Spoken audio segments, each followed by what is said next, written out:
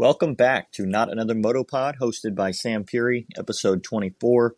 This week we'll be talking about round 3 from Thunder Valley, Colorado, a Honda sweep in all 4 motos. Some trends starting to present themselves 3 rounds into the series. No changes in the points, obviously, with the way that things have been going. Let's get into the 250 class. All right, 250s this week. We have first place, Chance Hymas, going 1-1 on the afternoon, stopping the Deegan train. Hymas looked incredible all day, honestly. He looked good in qualifying. Was just fast all day. Moto 1, whole shot and just build a gap. He held Deegan within a few seconds, kind of for a majority of the race.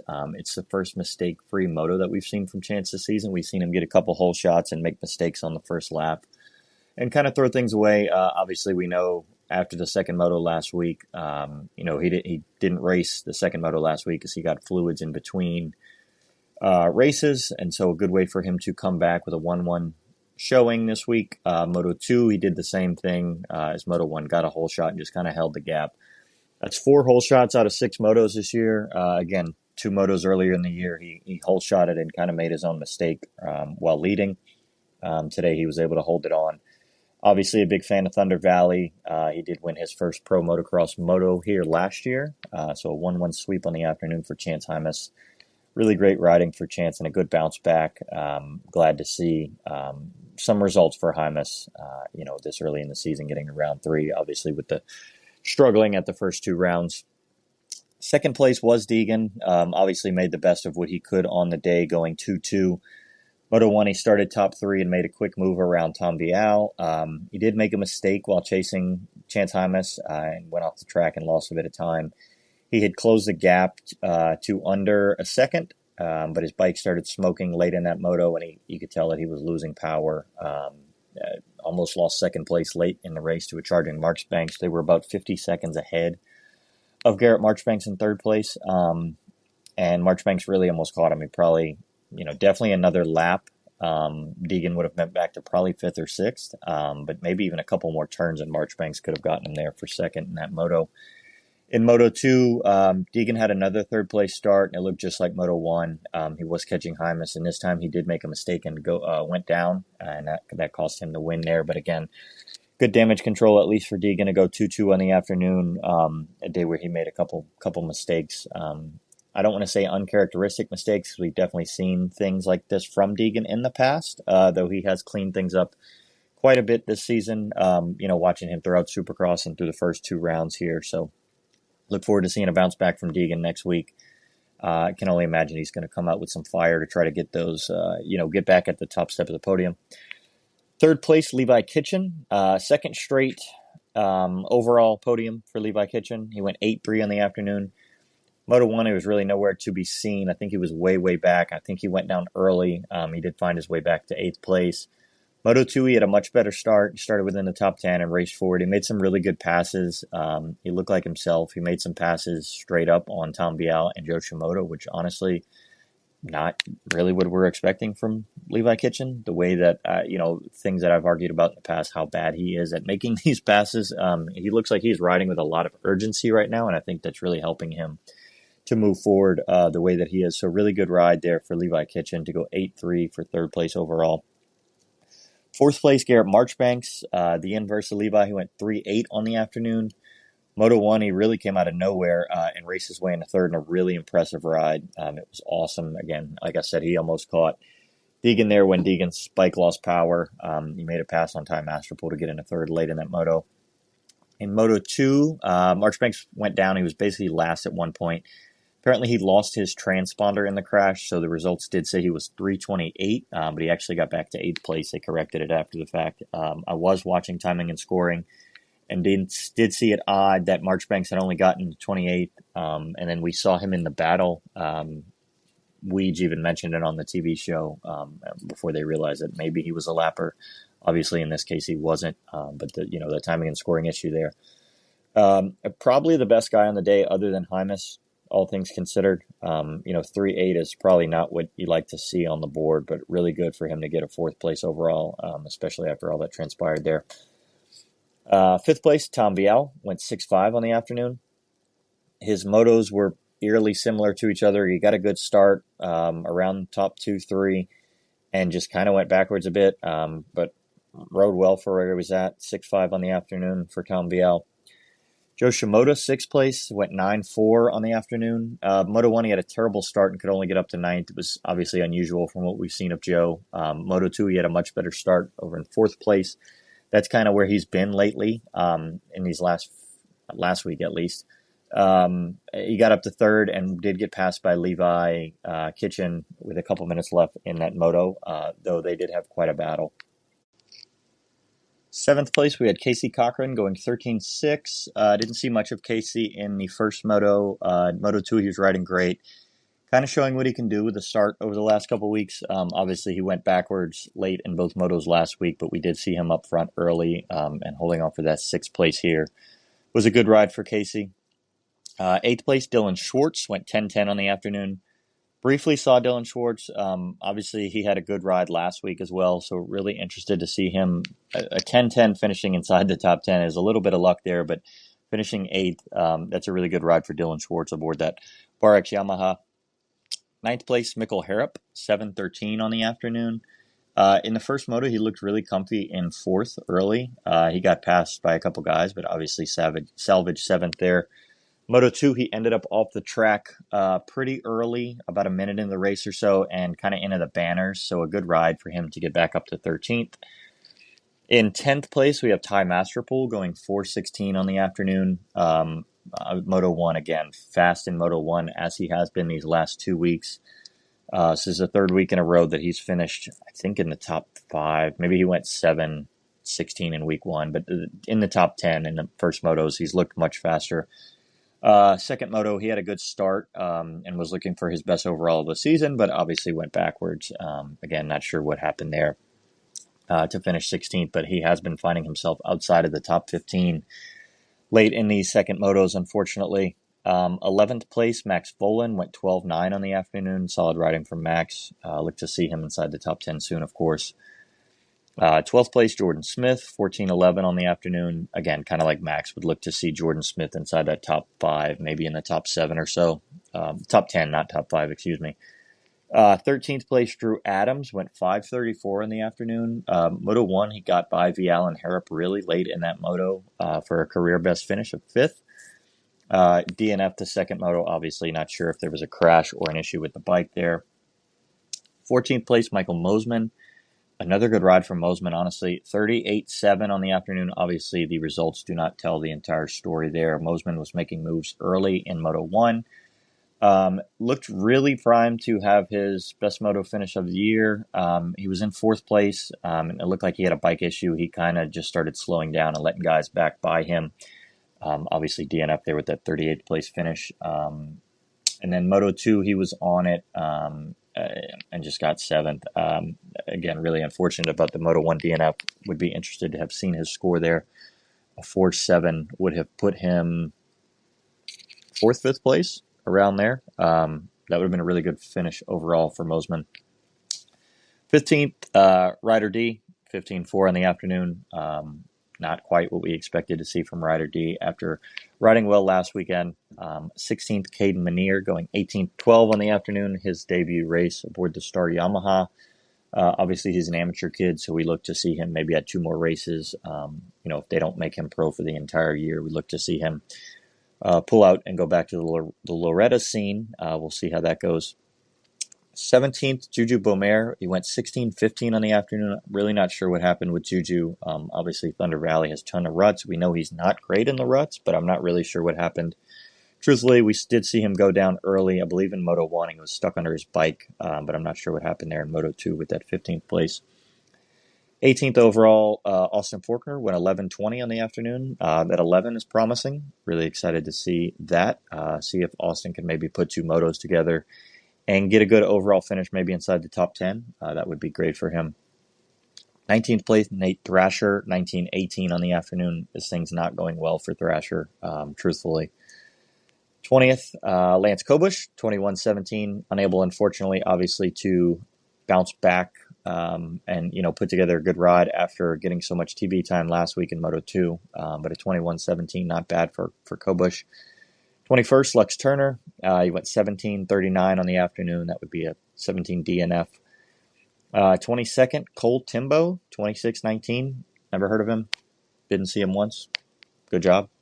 23rd, Avery Long, 20:38 on the afternoon. Was riding inside the top 8, making passes on the PC guys in Moto 2.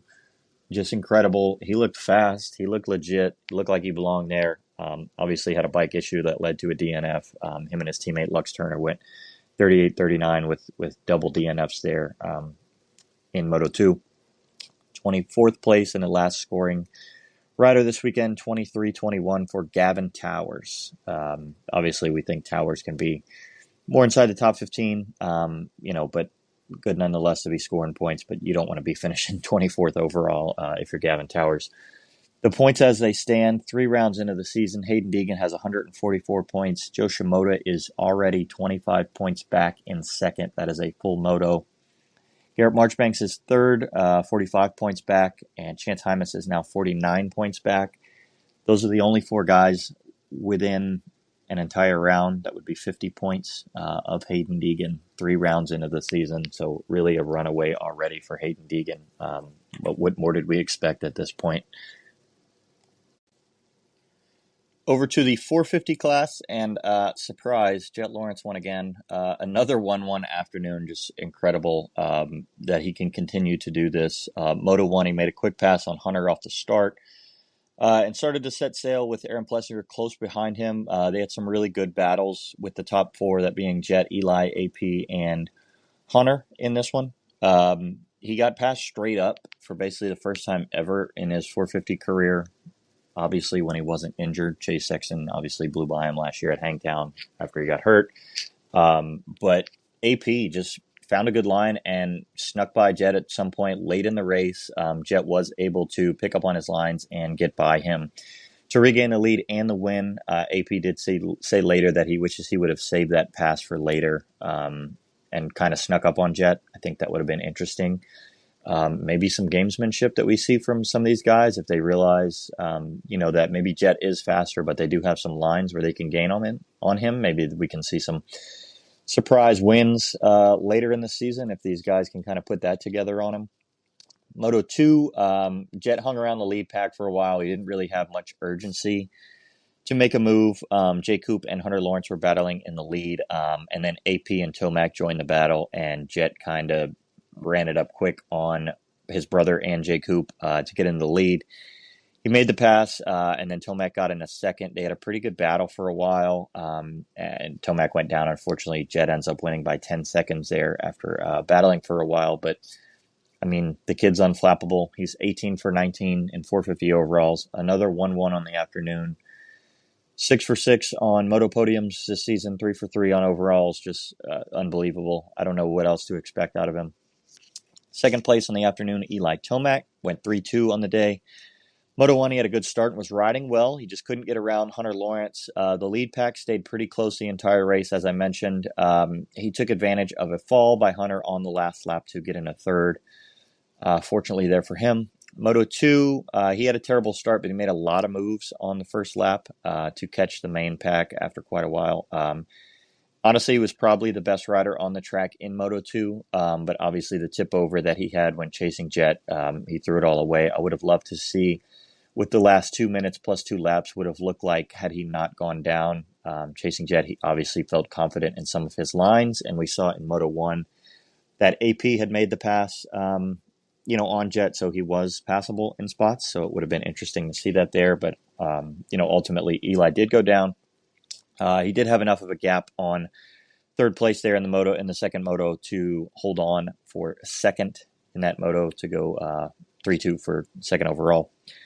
Third place in the afternoon, Aaron Plessinger, 2-5 on the afternoon. The stats really don't say it all. This was probably one of his best rides, maybe ever, in Moto 1. He looked unbelievable. He had a great start and he was aggressive early and attached himself to Jet. He had some battles again with Jet and Hunter, and Eli was in there as well. That, like I said, the top 4 pack was really all together there for quite a while.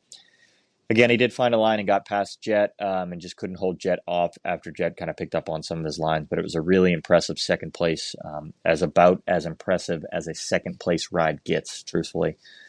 In Moto 2, he said he made a bike change and he wasn't quite as spicy as he was in Moto 1, but he was still clear of the rest of the pack outside of the top five.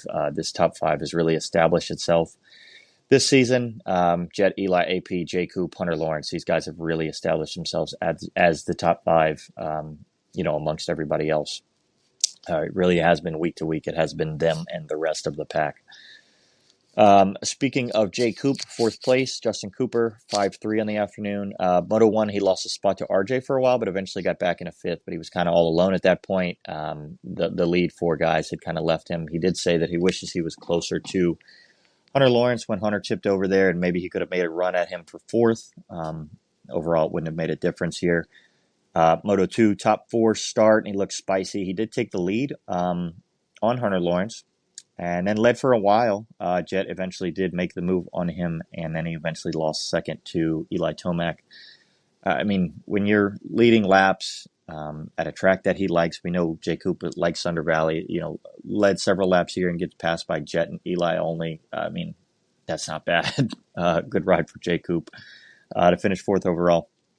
Fifth place, Hunter Lawrence. He went 4-4 in the afternoon for fifth overall. Kind of some bad luck maybe there with the top five being so close, and kind of shuffling spots outside of himself and Jet, obviously.